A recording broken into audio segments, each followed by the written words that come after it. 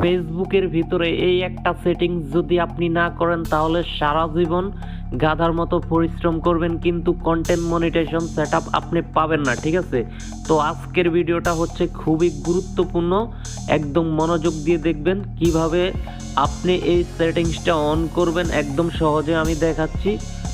তো এখানে থ্রি ডটে ক্লিক করুন। থ্রি ডটে ক্লিক করার পরে এখান থেকে সেটিংসে ক্লিক করুন।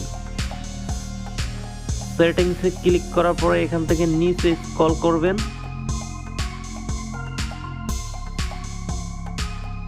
পেজ সেটআপ এটাতে ক্লিক করুন। এটাতে ক্লিক করার পরে পেজ টাইপ এটাতে ক্লিক করুন। তো দেখেন গাইস, গেম কিন্তু এখানেই।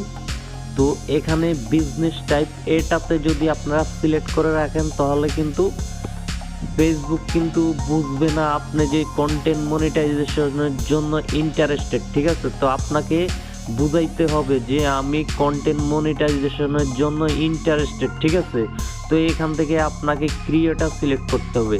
ক্রিয়েটর সিলেক্ট করার পরে এখান থেকে নেক্সটে ক্লিক করবেন। নেক্সটে ক্লিক করার পরে এখান থেকে কনফার্মে ক্লিক করবেন। কনফার্মে ক্লিক করার পরে দেখেন your page type is now set. তো এখান থেকে আপনাকে আবার ওখানে ঢুকতে হবে, পেজ টাইপ। এখানে ঢোকার পরে এই যে দেখেন হেল্প এটাতে ক্লিক করবেন। এটাতে ক্লিক করার পরে এখান থেকে মনিটাইজ এটাতে টিক করে দিবেন। ঠিক আছে, এটাতে টিক করার পরে আপনি যে মনিটাইজেশনের জন্য ইন্টারেস্টেড, ঠিক আছে, তো ফেসবুককে কিন্তু আপনার বুঝাইতে হবে। ঠিক আছে, এখান থেকে নেক্সটে ক্লিক করবেন। নেক্সটে ক্লিক করার পরে আবার কনফার্ম করে দিবেন। এখন 7 দিনের ভিতরে আপনার মনিটাইজ কিন্তু তারা রিভিউ আপনাকে পাঠাবে। ঠিক আছে, কি আপনাকে মনিটাইজেশন দিবে নাকি দিবে না, নাকি আরও কয়েকদিন লাগবে। তো 7 দিনের ভিতরেই কিন্তু রিভিউ চলে আসবে।